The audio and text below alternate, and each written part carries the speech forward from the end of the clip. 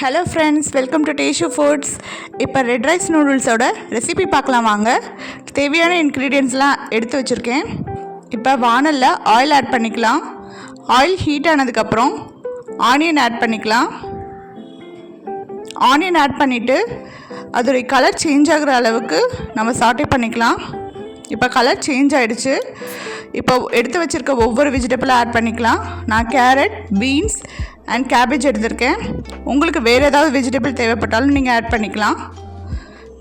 இப்போ எல்லா வெஜிடபிளும் ஆட் பண்ணிட்டதுக்கப்புறம் அதோடைய கலர் சேஞ்ச் ஆகிற அளவுக்கு சாட்டே பண்ணிக்கலாம். இப்போ இந்த வெஜிடபிள்ஸ்க்கெலாம் தேவைப்படுற அளவுக்கு நான் சால்ட் ஆட் பண்ணியிருக்கேன்.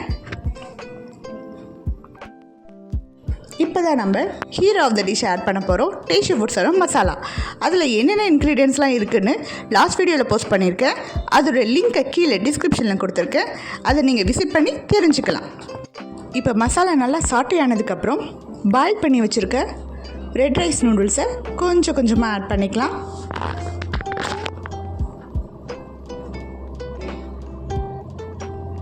இப்போ நூடுல்ஸ் ஆட் பண்ணதுக்கப்புறம் அதை நல்லா மிக்ஸ் பண்ணி விட்டுக்கலாம்.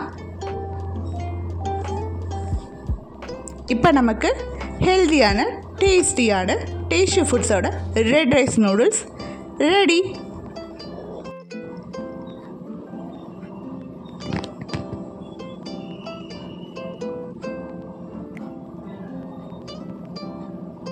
இப்போ நம்ம டேஸ்ட் பண்ணி பார்க்கலாமா?